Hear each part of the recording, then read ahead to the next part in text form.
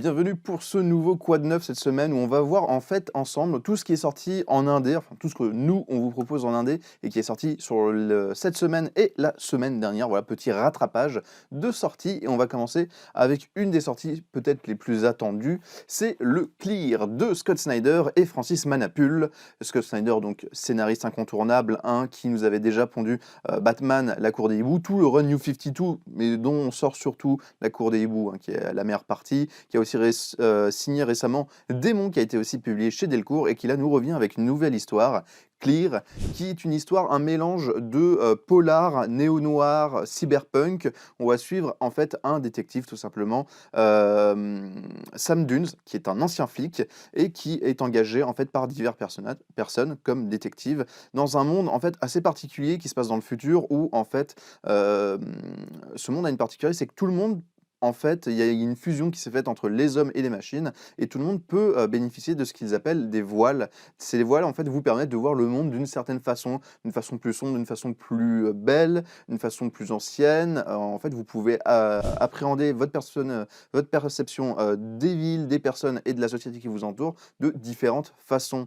Donc on est dans une espèce, voilà, de vraiment de récit cyberpunk assez particulier, assez, inventif, visuellement parlant. Francis Manapul, je trouve qu'il fait vraiment du très, très bon travail et on va suivre du coup, Sam Dunes sur une enquête, assez particulière. On va voir notamment son ancienne compagne en fait qui s'est suicidée, mais il acquiert quelques indices comme quoi ce ne serait pas forcément un suicide. C'est une histoire qui est assez courte, ça se contient dans un seul tome. C'est sorti d'abord, en tant que Comixology Original, que Comixology, c'est feu cette plateforme qui était proposée, qui permettait de lire des comics sur tablette, qui a récemment été fermée, pour être, après le rachat par Amazon qui a été, il y a eu beaucoup de chamboulements, beaucoup de gens se sont fait virer chez Comixology, mais ils faisaient des fois quelques séries originales, dont Scott Snyder qui avait produit ça en tant que, scénariste, mais aussi en tant qu'éditeur, parce que ça paraît dans son label Best Jacket Press, qui après est arrivé, enfin arrive en ce moment aux US et arrive directement, en relié, en France. Donc on a un peu d'avance sur la version papier US, ça c'est assez marrant. Et du coup, voilà, on a ce récit qui est assez fou. Francis Manapul qui est vraiment très très bon, je trouve là-dedans, qui a des fois quelques idées de mise en scène qui sont assez efficaces, qui marchent bien, qui marchent très bien sur ce côté polar néo-noir, qui a une gestion des couleurs, parce que c'est aussi lui qui s'occupe des couleurs, qui est complètement folle. Alors pour être honnête, moi je n'ai lu que le début. J'ai lu les 2 premiers chapitres, qui équivaut au premier issue, aux US en version papier. Donc j'ai pas encore fini l'histoire. J'ai eu des échos comme quoi l'histoire partait un peu dans des délires assez particuliers vers la fin, mais en tout cas, si vous êtes fan de Scott Snyder, je vous le conseille. Si jamais vous êtes fan de ces récits de polar noir, on n'est pas sur un truc aussi bien écrit, c'est sûr, que du Ed Brubaker, mais on a quelque chose d'assez original qui peut vraiment valoir le coup d'œil avec une très belle édition de Delcourt, donc je vous recommande ce Clear, mine de rien. Alors une autre série qu'on attendait pas mal chez Original Comics, c'est le Colder de Paul Tobin et de Juan Ferreira. Voilà, je vérifie le nom des auteurs. Alors attention, avant de vous montrer la jaquette, petit message d'avertissement, c'est une série d'horreur qui fait assez peur, qui est assez graphique, ne serait-ce que pour la jaquette, qui a une jaquette assez qui peut vraiment faire tourner de l'œil et être assez angoissante pour pas mal de personnes. Donc si jamais vous êtes sensible aux images chocs, je vous conseille, je mettrai un chapitrage sur la vidéo, je vous conseille de passer directement au prochain livre parce que ça risque, voilà, d'être assez flippant si on s'attarde un peu sur les visuels. Du coup, voilà. Donc le Colder, voilà, je vous le montre maintenant. C'est tout simplement donc une série, donc comme vous pouvez le constater avec cette couverture dégueulasse, pas dans le sens c'est moche, dans le sens où ça fait vraiment froid dans le dos. Une série d'horreur qui est parue chez Comics Initiative, qui nous vient des US chez Dark Horse Comics et qui est assez intéressante. Juan Ferreira et Paul Tobin qui nous plongent dans un univers assez particulier. On va suivre le personnage de Declan, qui est un personnage qui a un don qui peut guérir les personnes folles, les personnes déficientes mentales, mais qui à chaque fois lorsqu'il utilise cette capacité devient un peu plus froid à chaque fois. C'est lui qu'on voit en couverture et en fait l'utilisation de ses pouvoirs va provoquer en fait un prédateur démoniaque qui va le poursuivre à travers une version cauchemardesque de Boston. Voilà, là j'ai plus ou moins lu ce qu'il y a sur la 4e de couverture, le synopsis. C'est une série qui est bon, magnifiquement dessinée hein, par Juan Ferreira, qui fait vraiment un travail dingue, presque littéralement dingue, et qui est vraiment très intéressante si jamais vous êtes fan de ce genre de récit d'horreur. C'est vraiment très très bien fait. Alors, faut vraiment aimer les trucs assez angoissants.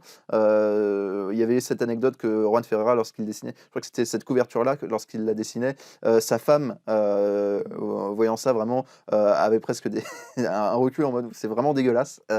Du coup, voilà, c'est assez fou. Si jamais vous aimez les choses vraiment très angoissantes, un peu, c'est pas du torture porn, mais on n'est pas sur du Red Room, mais presque.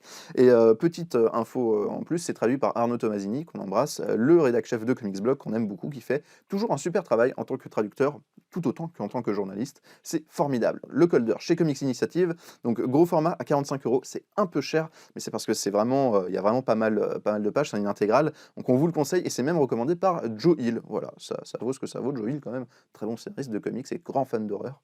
C'est disponible. On continue avec les séries d'horreur cette semaine, avec la sortie moi d'un volume que j'attendais vraiment impatiemment, c'est le Ice Cream Man de Maxwell Prince et Martin Mozzaro. Alors du coup ça c'est une série que je vous avais déjà en partie un petit peu présentée dans notre original Monthly, qui est une série que j'attendais vraiment beaucoup, qui est une superbe série d'horreur anthologique, un petit peu à la manière eh bien, des contes de la crypte, qui va voir eh bien, à chaque chapitre une histoire différente nous être racontée, avec comme seul lien en fait entre toutes ces histoires la présence bien d'un glacier très mystérieux qui va servir un petit peu de boogeyman et qui va être bien un petit peu la source des malheurs et des cauchemars que vont bien traverser les différents personnages que nous allons suivre bien au fil bien de la lecture. C'est vraiment une série qui est vraiment super chouette, vraiment très étrange, qui va sur différentes tonalités bien, d'horreur, à la fois, de l'horreur vraiment, très graphique, de l'horreur, plus métaphysique, un petit peu philosophique, de l'horreur vraiment plus grinçante. Il y a tout un côté vraiment un petit peu humoristique, justement, très un petit peu dur, cynique, qui marche vraiment du feu de Dieu. Les auteurs nous proposent vraiment quelque chose d'assez unique, notamment, le scénariste Maxwell, Prince est vraiment un mec chelou et barré et qui met ça vraiment dans ses bandes dessinées et qui, avec Ice Cream Man, vraiment s'en donne à cœur joie. Vraiment, plus la série avance, plus ça devient vraiment fantastique. Il y a des chapitres absolument incroyables dans la suite et surtout, plus la série avance, plus les auteurs se sentent à l'aise pour nous proposer d'autres choses, pour nous amener vers d'autres sentiments au-delà que l'horreur ou bien le rire un peu grinçant. Ça peut être très mélancolique, ça peut être vraiment beaucoup plus philo, ça peut être vraiment plein de choses différentes. Pour vous dire, par exemple, vous avez un chapitre à un moment qui est fait en palindrome, donc un chapitre qui peut se lire dans les deux sens. Donc, alors c'est pas dans ce premier tome-là, ça sera dans les tomes un petit peu suivants, mais le scénario, enfin l'éditeur Huggin et Mumin a prévu vraiment de nous éditer toute la série. Donc vraiment, si vous aimez ce genre d'horreur, si vous aimez les bandes dessinées qui sortent vraiment de l'ordinaire, qui ont des propositions fortes qu'on n'a pas l'habitude de voir, vraiment, jetez-vous sur Ice Cream Man, ça vaut vraiment le coup d'œil. Pour moi, c'est une série qui est déjà culte, en tout cas aux États-Unis, et qui a vraiment a toutes les forces pour le devenir, un petit peu même par chez nous. Et surtout, c'est pour reprendre, disons un petit peu l'expression consacrée, cette série, elle est faite dans le bois avec lequel on construit les grands chefs-d'œuvre. Donc vraiment, ne ratez pas Ice Cream Man. Pour moi, ça, c'est une série qui va marquer son époque. Autre série d'horreur, c'est Vestron cette fois-ci qui tape dans le mille avec une vieille série qui revient de Rick Remender, c'est XXX Zombies, Triple X Zombies, une série qui mélange deux choses que beaucoup de gens adorent, le porno et les zombies. Et oui, ça fait des mélanges toujours détonnants, vous le savez peut-être. XXX Zombies, donc c'est l'histoire en fait d'un producteur de films pornographiques qui en fait réunit, après avoir accumulé une grosse dette auprès des mafieux, réunit tout un ribambelle de personnages pour faire vraiment un énorme film X. Sauf qu'une fois le film X tourné, il y a les zombies qui débarquent et du coup, voilà, ça va créer quelque chose de complètement délirant. Ça se passe dans les années 70, donc c'est à cette période vraiment du porno complètement débridé, avant l'arrivée dans le porno vraiment de tous les problèmes qu'ont engendré notamment la reconnaissance du sida et tout ça.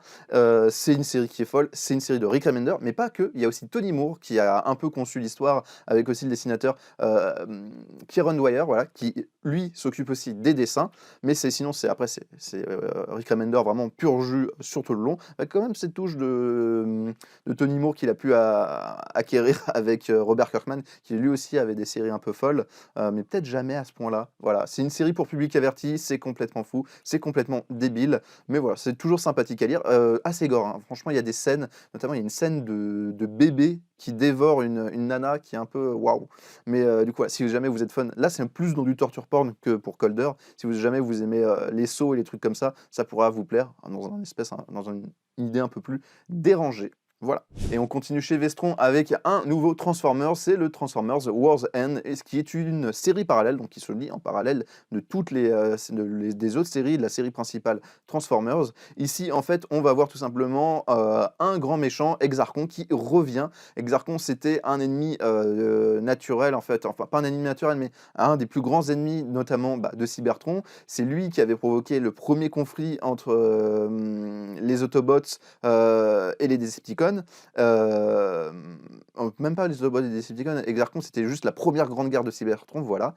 Et en fait là il revient et du coup il y a les Autobots de Optimus Prime et les Decepticons de Megatron qui vont devoir un peu s'allier pour essayer de combattre, parce que aucun des deux ne veulent voir Cybertron tomber dans les mains d'Exarchon. C'est une série, donc c'est les Transformers, c'est comme toujours, c'est cette série de licensing avec ces jouets voitures assez cool qui plairont les plus nostalgiques d'entre vous. Du coup voilà, si jamais vous voulez un récit complet assez sympathique sur les Transformers que vous pouvez lire en parallèle de l'event en cours qui va bientôt se terminer, c'est disponible et c'est toujours voilà, bon à prendre. Petit rattrapage également de notre côté avec le dernier volume de Judge Red aux éditions Delirium. Delirium, maintenant cette maison d'édition un petit peu patrimoniale qui nous propose toujours de superbes ouvrages qui reviennent sur l'histoire un petit peu de la bande dessinée américaine et anglaise, et notamment qui propose beaucoup de choses qui viennent du magazine 2080, ce magazine de science-fiction dans lequel est né le personnage de Judge Red, créé par John Wagner et Carlos Esquerra, ce personnage de flic, cette parodie de flic fasciste qui évolue dans le monde de Mega City One, et qui est à la fois juge, juré et bourreau, et qui est un personnage assez fascinant que beaucoup d'auteurs et autrices anglais se sont occupés au fur et à mesure du temps, qui est un peu un espèce de passage obligé. Si vous êtes scénariste anglais et que vous n'avez jamais écrit Judge Red, vous avez un petit peu raté votre carrière, et les plus grands noms de la BD sont passés par lui, que ce soit Alan Moore, Grant Morrison, Warren Ellis, Garcenis, Simon Spurrier plus récemment, et évidemment Al Ewing, le grand scénariste un petit peu du Marvel moderne, notamment beaucoup plus connu maintenant par son Immortal Hulk, qui est vraiment pour moi un des grands chefs-d'œuvre du Marvel de ces dernières années.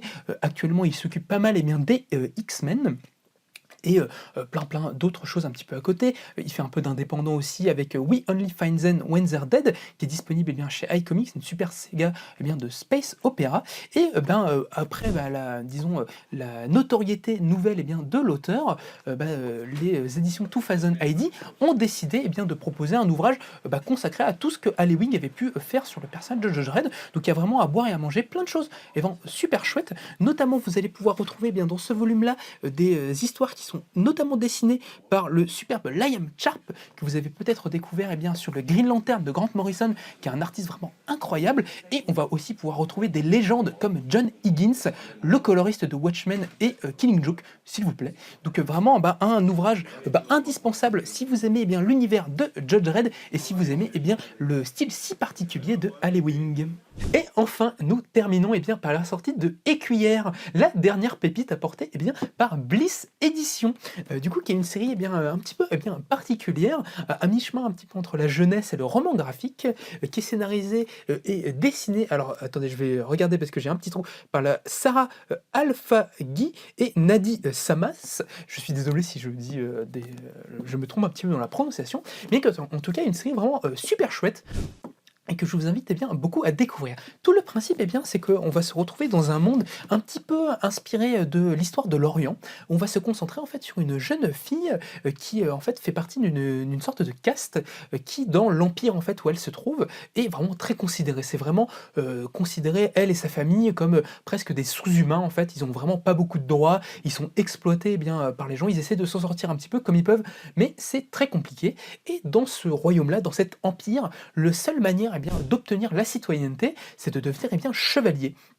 Et cette jeune femme, elle a envie d'autre chose, elle a envie de s'évader, de voir le monde, de se sortir un petit peu de sa condition, et va décider de s'engager dans l'armée pour devenir écuyère, comme le titre l'indique, du coup une aide des chevaliers pour peut-être un jour elle-même devenir une grande guerrière et pouvoir voyager le monde, être reconnue pour sa valeur et toutes ces choses-là. Donc du coup c'est vraiment son parcours en entier qu'on va suivre dans cette BD, et c'est vraiment super chouette, ça aborde des thèmes vraiment assez passionnants, je vous dis comme un petit peu l'identité, comme justement les différentes civilisations, de justement l'armée, la citoyenneté, l'État, la nation, tout ce genre de trucs-là, c'est vraiment assez chouette. C'est tout cela emprunté en fait justement dans une histoire orientale que personnellement moi je ne connais pas vraiment beaucoup, donc c'est toujours des découvertes assez sympas, même si ça se passe dans un monde un petit peu fictif, on voit un petit peu les parallèles qu'on pourrait faire avec notre monde, et c'est vraiment un récit qui coule tout seul, un récit d'aventure, d'apprentissage, vraiment super cool. Donc vraiment si c'est votre came un petit peu ce genre de lecture là, je vous recommande vraiment beaucoup Écuyère, c'est très surprenant, et c'est vraiment une petite série à ne pas rater. Et bien voilà, beaucoup de super choses en indépendant, une grosse sélection cette semaine, donc on espère que vous réussirez trouver des trucs qui vous intéressent dans tout ça. Il y a beaucoup de bonnes pépites, beaucoup d'horreur aussi cette semaine, comme quoi des fois c'est un petit peu thématique. Donc on vous donne rendez-vous en boutique ou dans la description de la vidéo. Si ces ouvrages vous intéressent, on vous invite à vous abonner à notre chaîne si vous ne voulez pas rater nos prochaines présentations, et on vous invite à nous laisser un petit commentaire pour nous dire si vous avez déjà lu certains des ouvrages et pour nous donner votre avis. Je vous remercie pour tout, et puis je vous dis à la prochaine.